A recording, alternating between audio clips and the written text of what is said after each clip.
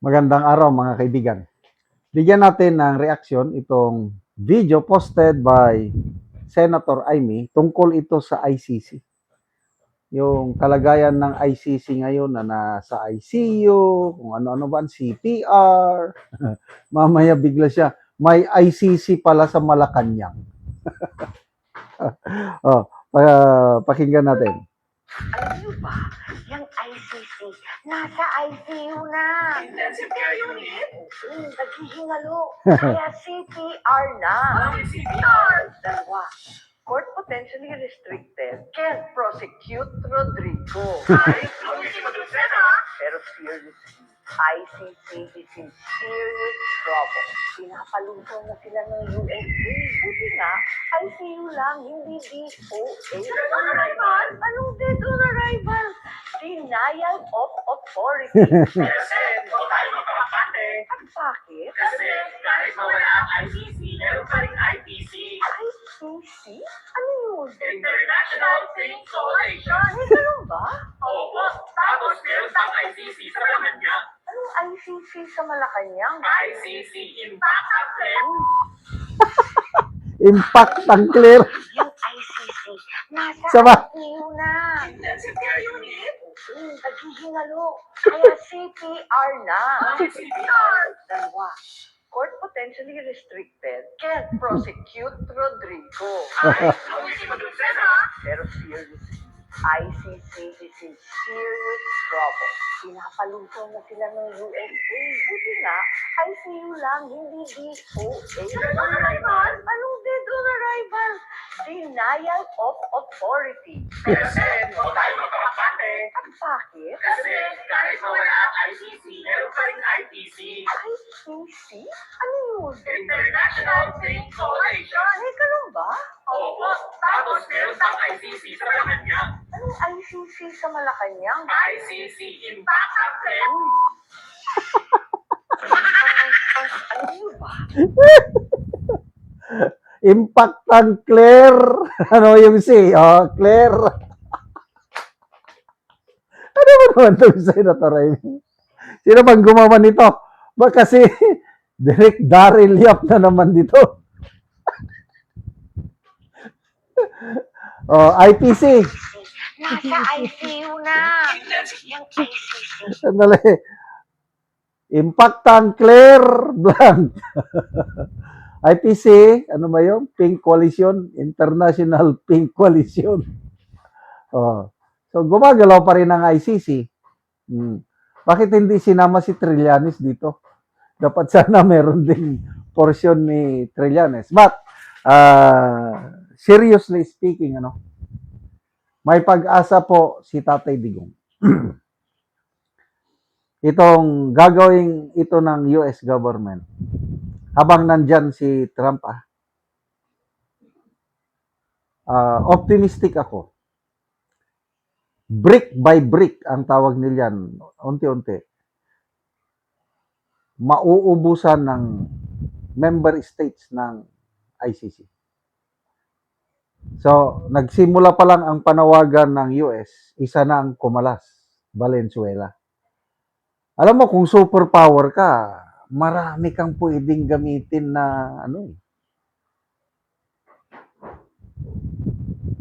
Ako, positive ako. In the coming days or weeks, meron pang kakalas. Sa ngayon, I believe 123 member states. Pag,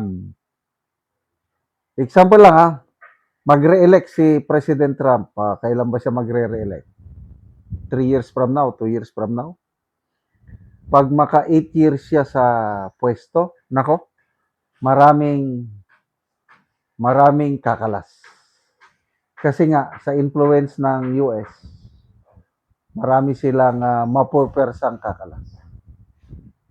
And what will happen by that time? Hindi na CPR nga can't prosecute Rodrigo.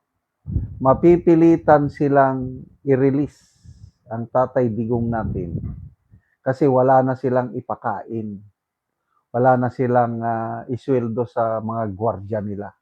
wala nang pambayad ng kuryente at iba pa. O, di ba? So, let's pray.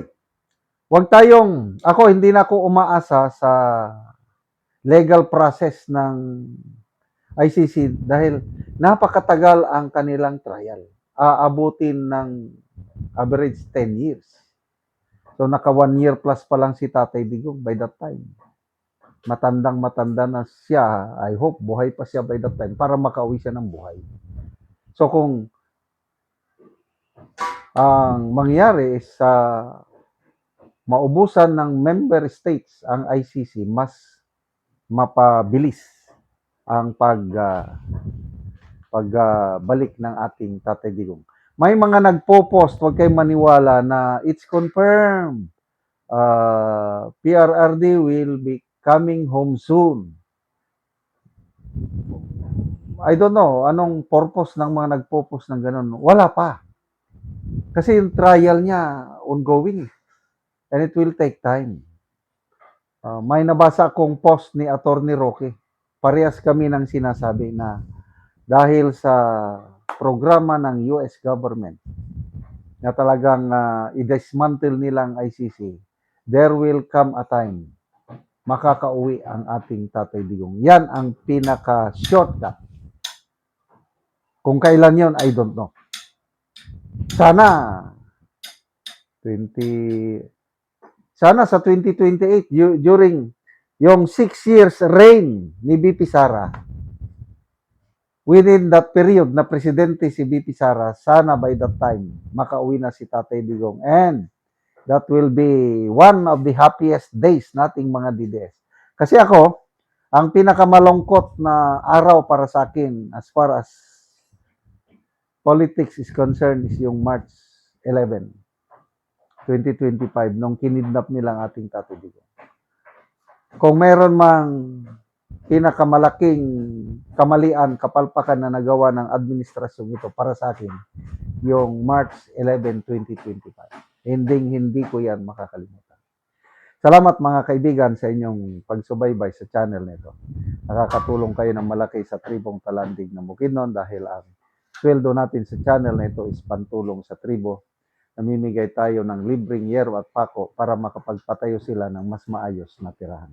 Panoorin nyo ang video nito.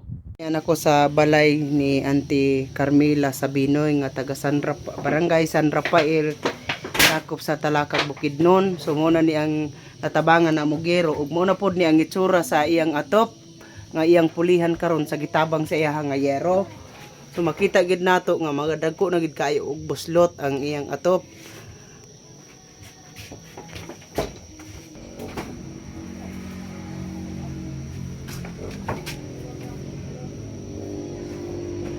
Og ang kinidapit gani trapal lang ang atop. So na tubig nga naputos sa trapal. So mo na ni ang gitabang nga namo nga yero nga napulo ka buok nga di-8 kataas.